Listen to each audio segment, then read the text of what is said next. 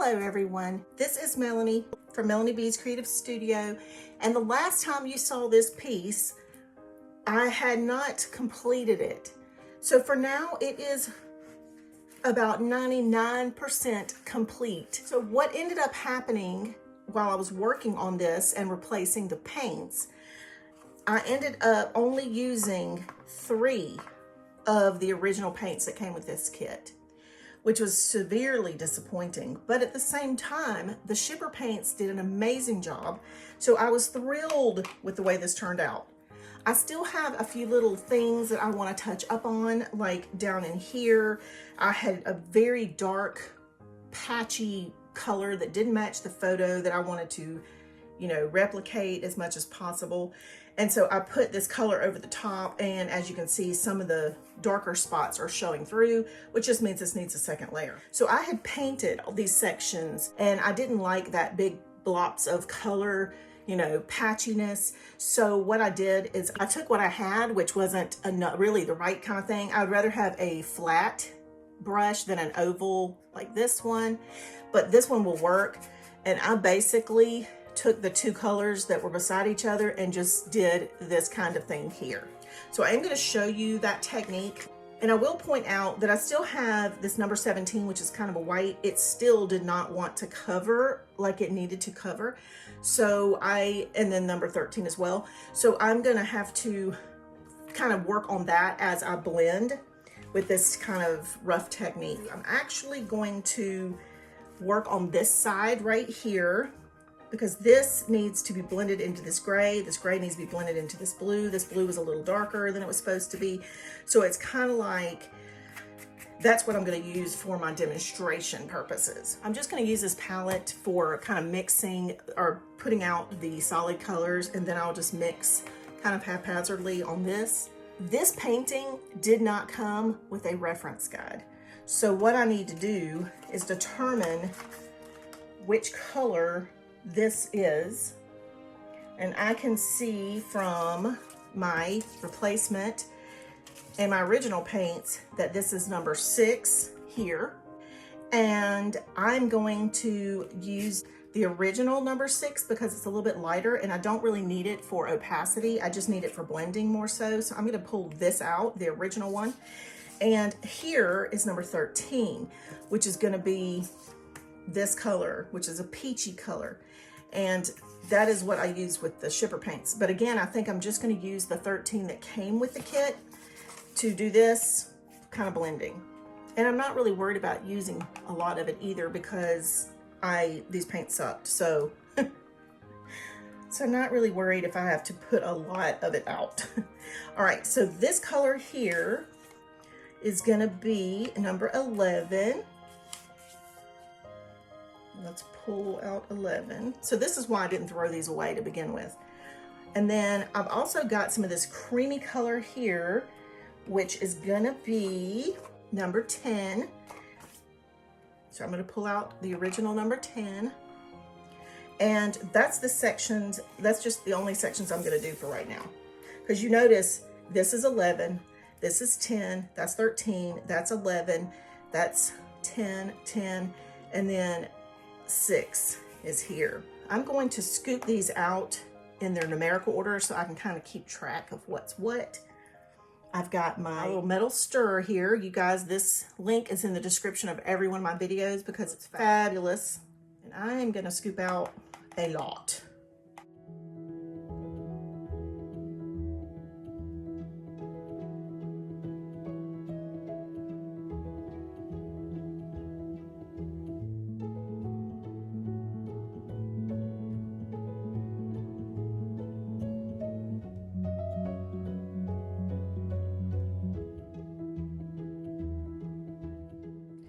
So to help me remember which color's which here, I'm just leaving the paint pots nearby. I'm going to start with number 13 and move into the number 11 here.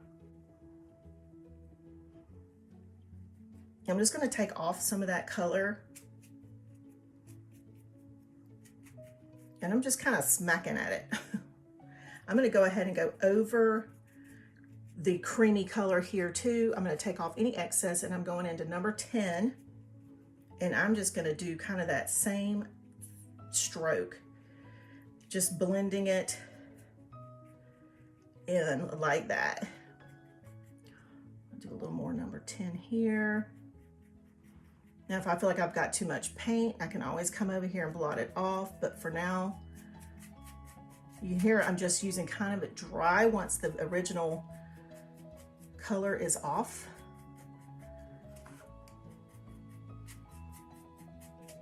Now I'm gonna I'm gonna get a little water and just kind of get the excess water off, but I'm leaving that color on there. Now I'm gonna go into number 11, which is this gray,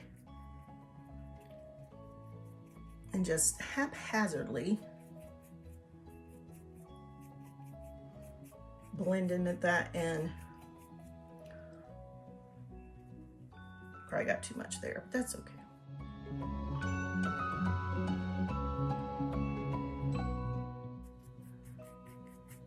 Okay, so anywhere I see that number 11, I'm just gonna add some texture and strokes. Now I'm coming up in here into number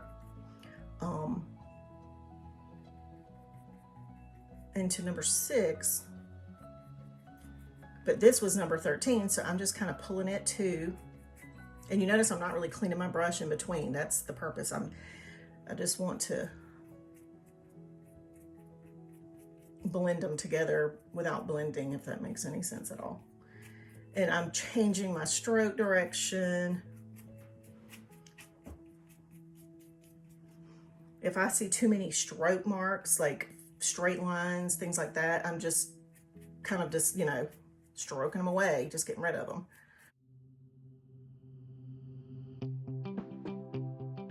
Now this yellow, I'm gonna just flip the brush over and kind of come in here in number 10 and stroke it into that. And my brush gets dry, but that's okay, because that's what I'm looking for. And you see how it just gives me this beautiful mottled effect? And I feel like once it dries, you're gonna see that a little bit better. So you see also how quick this is, and that is the most important thing. And it's easy. It's kind of like, just do it, you know what I mean? Like, don't think about it too much. Now, I wanna be careful in here not to go over my flowers, but y'all know how I'll do. Right, that's number 10. And I'm just gonna soften that color up a little bit and bring it into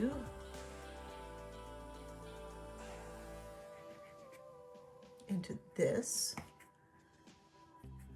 Oh my gosh, I love it. Love it. Now I wanna make sure I get rid of that harsh definition of a line there. So I'm gonna go into number 13. Add a little of that peachiness here. And since this is going pretty quickly, I'm just gonna continue to work, show you how to keep going. Again, I'm not really cleaning my brush in between colors at all. I'm probably gonna have to get some more number 10, but see, I'm just going over where these meet, you know, and then taking my brush on both sides and just blending and haphazardly.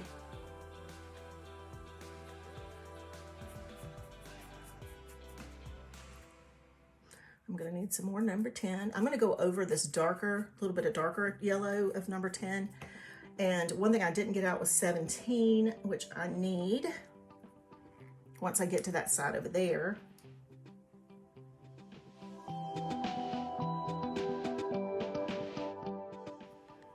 Okay, so this is the gray.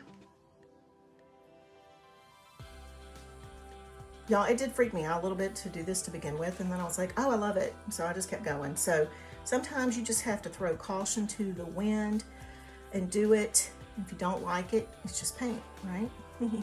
Just paint. All right, now I'm gonna go into some 17 over here. This has got almost like a green tone to it. And I'm just gonna overlap a little bit since I hadn't really done this side over here yet. Now you probably don't see a lot of this peachy color in here, and I'm not real worried about maintaining that color, preserving that color. I'm just gonna Make it all kind of blend together. Now I'm gonna wash this brush just to get some of this excess paint out. I'm making a mess. I've got my paint puck, my water cup, and my stirrer over here out of the way. I'm gonna get this excess water off of my brush. Let me rotate it some more.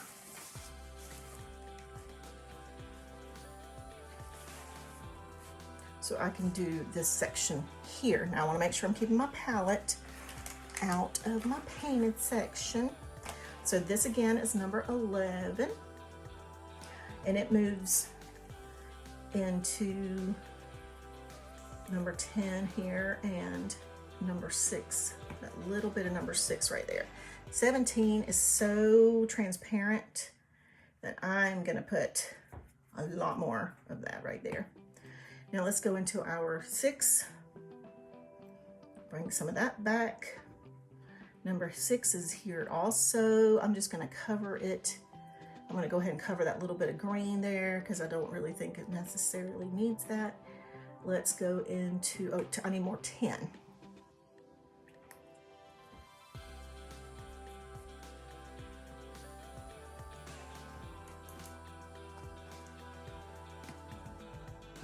Okay.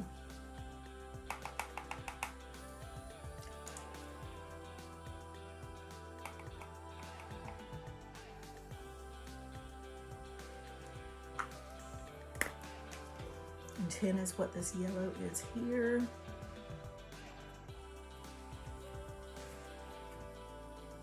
Keeping it pretty dry.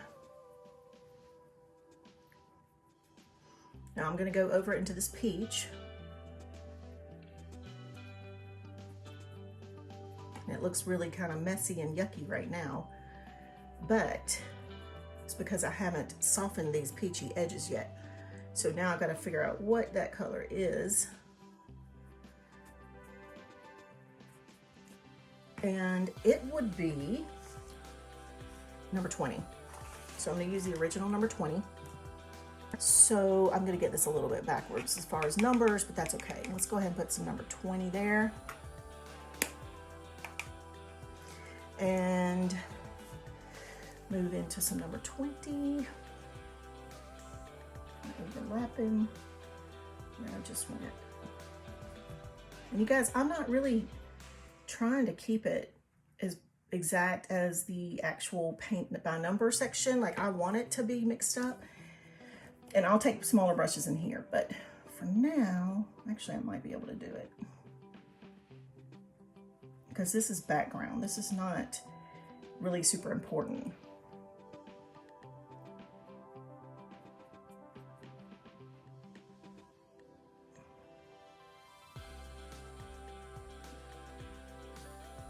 I just want to avoid getting it on the petals. I can always kind of wipe off if I get it on there, but okay. So I'm really kind of digging that peachy color.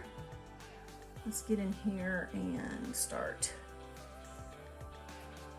working it into some of this other to soften it, soften up those harsh lines.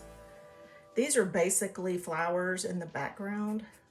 But when you take a photo and you use selective focus, your foreground will be focused, your background will be blurred. So basically that's the visual that I am giving this is a very soft mottled background. Now let's get into some of that blue here. And if this looks like crap when I'm done, oh well. This painting was crap to begin with.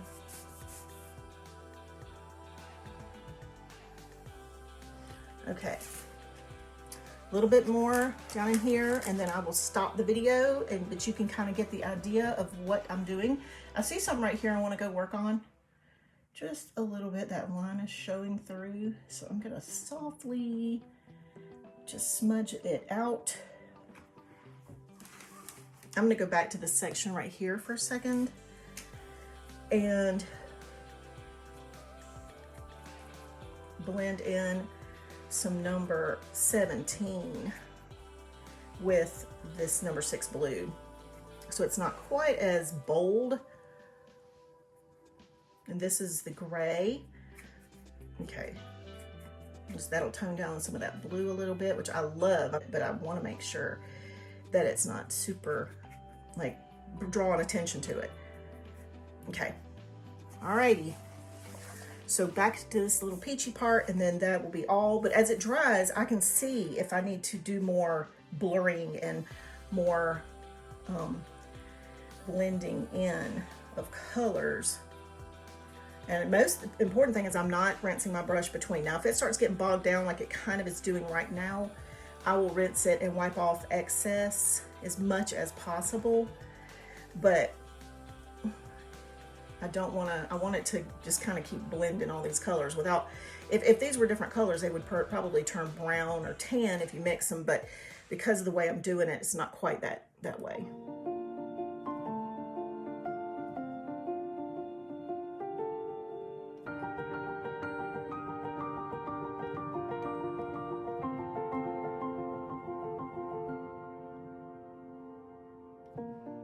I am going to just stop right there, and I'm going to wait for this to dry, and then I will take a photo and insert it in the video so you can see how this looked when it dried.